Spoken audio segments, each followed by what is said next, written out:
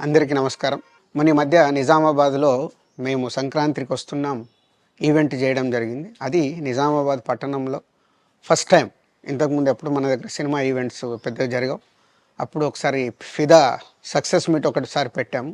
మళ్ళీ సంక్రాంతికి వస్తున్నాం చేసాం. బిజీగా గడుపుతున్న లైఫ్ లో చిన్న బ్రేక్ తీసుకొని ఫ్యామిలీ మరియు ఫ్రెండ్స్ తో ఎంజాయ్ చేయాలి అనుకుంటున్నారా? అయితే వెంటనే ఆర్మీ వెకేషన్స్ ప్రైవేట్ లిమిటెడ్ ని సంప్రదించండి. వీరి దగ్గర సరికొత్త ఆఫర్స్ మరియు స్పెషల్ ప్యాకేజెస్ ఉన్నాయి. మరిన్ని డీటెయిల్స్ కోసం సంప్రదించండి 7997979960 అలాగే 61. అంటే నిజామాబాద్తో నాకున్న అనుబంధం అలాంటిది.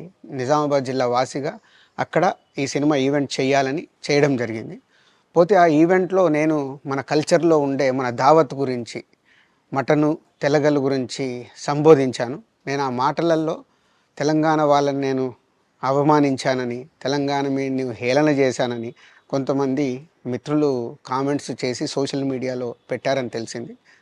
నా ఉద్దేశం అదే స్పీచ్లో లాస్ట్లో చెప్పడం జరిగింది. తెలంగాణ మన కల్చరు, మన దావత్తు నేను మిస్ అవుతున్నాను. సంక్రాంతికి 2 సినిమాలు రిలీజ్ అయ్యాక మన తెలంగాణ కల్చర్ దావత్ని నాకు చేసుకోవాలని ఉందని. సో మన కల్చర్ని అభిమానిస్తాను నేను. అదే అర్థం చేసుకోకుండా దాన్ని కొందరు సోషల్ మీడియాలో రాద్ధాంతం చేస్తున్నారని తెలిసింది. నిజంగా మీరందరూ ఆ మాట వల్ల ఏదైనా హర్ట్ అయి ఉంటే నన్ను క్షమించండి. ఎందుకంటే నా ఉద్దేశం అది కాదు. ఎందుకు చెప్తున్నానంటే, నేను నిజామాబాద్ జిల్లా బాన్సువాడలో ఫిదా అనే సినిమా షూటింగ్ చేసి ప్రపంచవ్యాప్తంగా ఆ ఫిదా సినిమా ఎంత అప్లాజ్ వచ్చింది, భానుమతి క్యారెక్టర్కి, మన తెలంగాణలో ఉండే కల్చర్కి, ఆ సినిమా ఎంత ఒక ఫ్యామిలీ ఎమోషన్స్కి ఎంత విలువ ఇస్తామనేది చెప్పడం జరిగింది ఆ సినిమాలో. అది ప్రపంచవ్యాప్తంగా ఫిదా సినిమా ఎంత పెద్ద హిట్ అయిందో మీ అందరికీ తెలుసు. అలాగే బలగం అనే సినిమా తీసినప్పుడు తెలంగాణ సమాజం మొత్తం మమ్మల్ని అభినందించింది.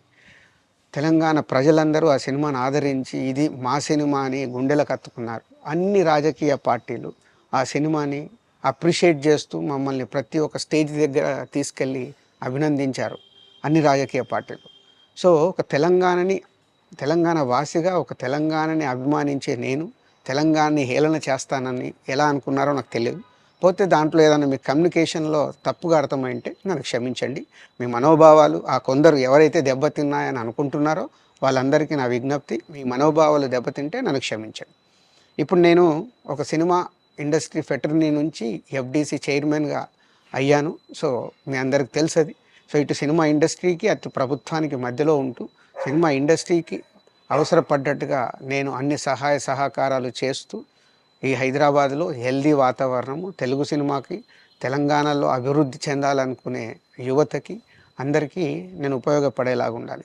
మన అలాగే పవన్ కళ్యాణ్ గారు కూడా చెప్పారు, యూత్ చాలా ఉన్నారు, వాళ్ళందరికీ కూడా సినిమా ఇండస్ట్రీలో ఇష్టం ఉన్న వాళ్ళని అప్గ్రేడ్ చేసి చేయాలని, ఆ ప్రభుత్వంతో కూడా అక్కడ సినిమాలో కావాల్సిన అందరినీ డెవలప్ చేస్తూ వాళ్ళందరూ మళ్ళీ తెలుగు సినిమాకే, తెలంగాణలో నేర్చుకున్న, ఆంధ్రాలో నేర్చుకున్న వాళ్ళందరూ తెలుగు సినిమాకే ఉపయోగపడతారు. సో అందరికీ తెలంగాణలో ఉండే అన్ని రాజకీయ పార్టీలకి నా విజ్ఞప్తి, నన్ను రాజకీయాల్లోకి లాగకండి. అలాగే ఎఫ్డీసీ అనేది కూడా సినిమాకి ఉపయోగపడే అలాంటి అభివృద్ధి పనుల గురించి అవే చేస్తాను తప్పితే అది రాజకీయాలకు సంబంధించింది కాదు. ఎఫ్డీసీ కానీ నేను కానీ సినిమాలకే ఉపయోగపడతాము. ఇది అన్ని రాజకీయ పార్టీలు అర్థం చేసుకొని ఫర్దర్గా నన్ను ఇలాంటి అవసరం లేని వీటిలోకి లాగకూడదు అని మీ అందరికీ, అన్ని రాజకీయ పార్టీలకు నా విజ్ఞప్తి.